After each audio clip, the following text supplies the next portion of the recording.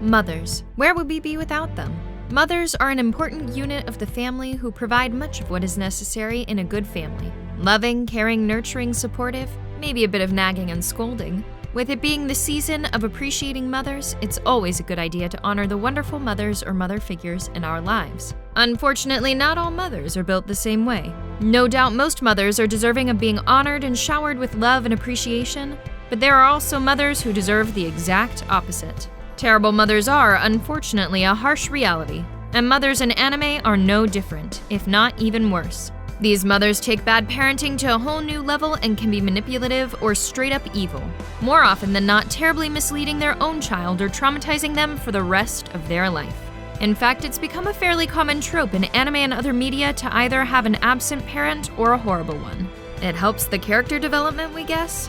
But just how bad can mothers in animes be compared to their real-life counterparts? If you're asking yourself that question right now, then buckle in because you're about to find out. This is the top 10 worst anime moms. Welcome to Cosplay-FTW, your #1 source for the latest lowdown on anime and manga news, updates, and analyses. Sit back, relax, and before we get into this video, don't forget to hit that subscribe button and ring that notification bell, and let's get into it. Starting at the bottom of our list, in 10th place, we have Marianne v. Britannia from code Geass. The Empress consort of Emperor Charles v. Britannia and the mother of the protagonist Lelouch and his sister Nunali, Marianne first appears to be a kind, loving mother who cares about her children. However, just like her son Lelouch, there's a dark, conniving mind beneath the superficial surface. And it's revealed that Marianne, together with her husband, plans to initiate an apocalyptic event called Ragnarok. A plan that she intended to see through even after her supposed death. Not only that, but it's revealed that she had worked with her husband to help him secure the throne for himself, and that this has been their plan the whole time. She pretty much shares the same beliefs as her husband, who believes that only the strongest deserve to live, and thinks this is justification enough for his abuse of his children. In truth, Marianne doesn't actually care about her son or her daughter, and only sees them as pawns to be used and then discarded when she's done with them. Her husband is already cruel by himself, but her unwillingness to stop him, and her choice to simply go along with it, makes her just as bad. Next at number 9, we have Saki Arima, from Your Lie in April. Saki Arima is the mother of our protagonist, Kosei Arima, and was a famous pianist before she married and had Kosei.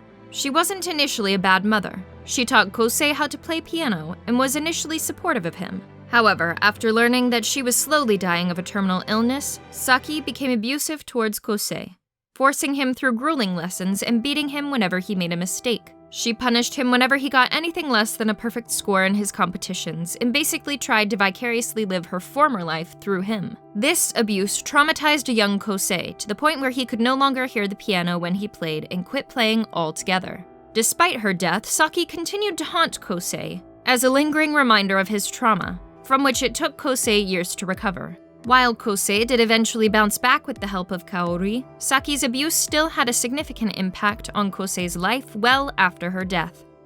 Up next, we have Momiji Soma's mother from Fruits Basket. This anime and manga alone has a ton of noteworthy examples of bad parenting, but going by the anime alone, Momiji's mother has to be one of the worst.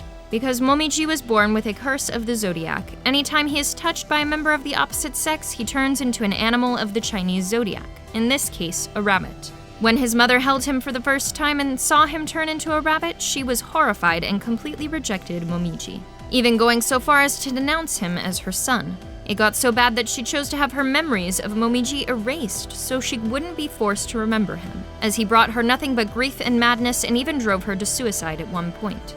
She's much happier now with Momiji out of her life, and although she does see him, she no longer recognizes or remembers him as her son. But man, for Momiji, that's gotta sting. At number 7, we have Hiromi Shiota from Assassination Classroom. The mother of the protagonist, Nagisa Shiota, Hiromi's generally nice exterior belies a short-tempered and manipulative personality. Initially wanting a girl, when she gave birth to a son instead, she forced him to become the daughter that she had always wanted. Hiromi made him cross-dress or grow out his hair, all against Nagisa's will. If Nagisa ever talked or fought back, Hiromi would fly into a rage and verbally abuse him, and it's implied physically as well. Hiromi is overly controlling of Nagisa's own life, and it was enough to even drive her husband away from their home. Still, unlike the other moms on this list, Hiromi does show some measure of repentance, like when Nagisa saves her life, and she and her son eventually start to reconcile. However, that still doesn't change the fact that her parenting style is awful, or that it had to take Nagisa risking his life for her to see it. Coming in at number 6, we have Hayate's mother from Hayate the Combat Butler. While this anime is a very lighthearted and comedic experience overall, and the situation between Hayate and his parents is mostly played for laughs, that nevertheless doesn't excuse just how bad of a mother Hayate's is. Hayate's mother is a compulsive gambler who sank all of their family's earnings into her addiction. Hayate's father wasn't much better since he refused to get a job, forcing Hayate to get a job to pay off their debts, even though he was still a child. As if the neglect and exploitation wasn't good enough, they even sold Hayate's organs to the Yakuza just so they could get more money. What's worse is that they don't appear to regret it at all, and in fact continue with their greedy ways, rather than the appeal of their non-existent consciences for the way they treated their son. It's absolutely criminal, really. Are you ready for our top 5? Because if you thought our first 5 mothers were bad, they're about to get so much worse. Our number 5 pick is Saika Gasai from Mirai Nikki. When you talk about messed up, perhaps there is no other anime character more so than Yuno from Mirai Nikki. But what led her down the path of insanity in the first place? Saika Gasai is Yuno's adoptive mother who took her frustrations out on her daughter. Unable to cope with the neglect of her husband, who was always away for work, she would lock Yuno up in a cage without any food, claiming that she's been a bad daughter. She was strict and cruel to Yuno, often lashing out and hurling verbal abuse at her. It's no wonder then why Yuno ended up as bad as she did. Karma does come back to bite Saika though, when Yuno decides that she's finally had enough and locks Saika and her husband up in the cage instead, where they eventually expire of dehydration. Yuno gets her revenge and the world is rid of one more horrible mother. But Saika's abuse is shown to have lasting consequences, and unfortunately, it doesn't lead to very happy outcomes. At number 4, we have Medusa Gorgon from Soul Eater. The primary antagonist of the series, Medusa may seem nice and caring while she was working in the protagonist's school under the guise of a doctor, but inside, Medusa actually cares little for anyone else but herself, and her own child, Krona, isn't an exception. Medusa uses Krona for her own ends, seeing them as nothing more than a pawn or an experiment, nothing more than a tool to be used to achieve her goals. Medusa views everything through a cold and analytical mind without any hint of real emotion, making her almost completely incapable of real love. So she shows no hesitation in discarding Krona when they have become useless to her. As a result, Krona is very withdrawn and pessimistic, having an extremely low opinion of themselves and not even considering themselves human until Maka changes their mind.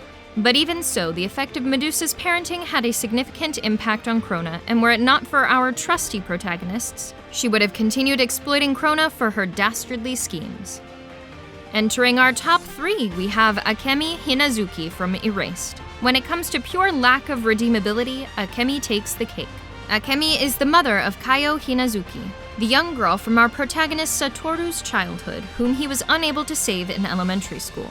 When Satoru is transported to his elementary school days, he seeks to find out the truth of Kaio's disappearance in order to save her. Turns out Kaio's mother is a central figure to Kaio's original demise. Akemi is shown to be a very negligent mother who used to allow her ex-husband to abuse Kaio, abuse which continues with Akemi's current boyfriend.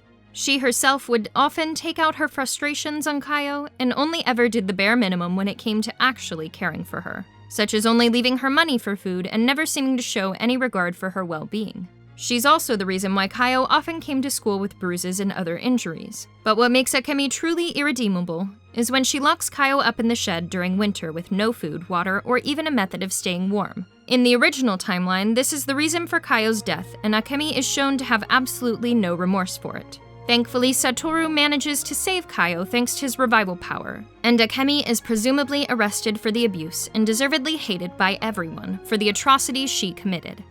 Coming in at number 2, Mayu's mom from Elfen Lied. You can't talk about truly messed up anime without once mentioning Elfen Lied.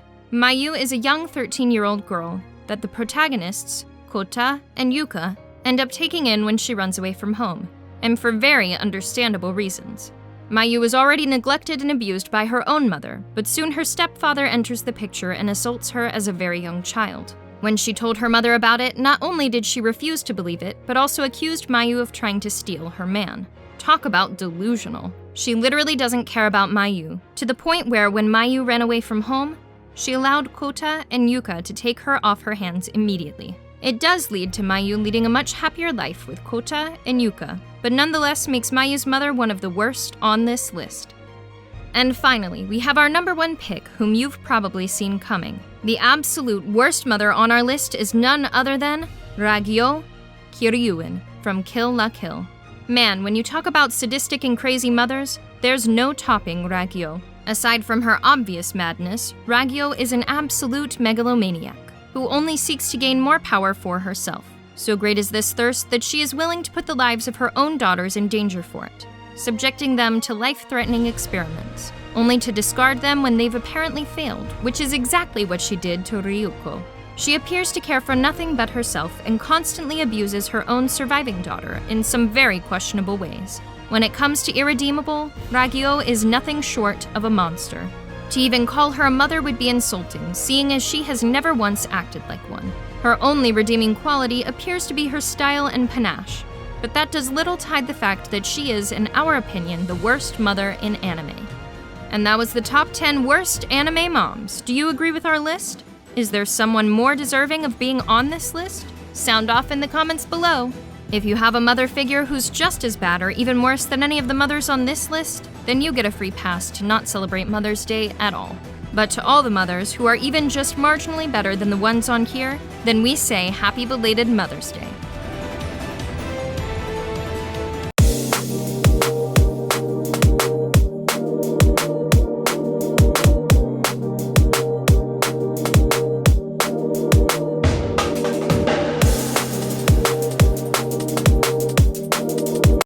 Everybody, my Haikyuu mystery box just came in, and I'm very excited and scared and nervous and a lot of emotions, but that's okay because we're gonna open it together and it's gonna be lots of fun. So let's do it.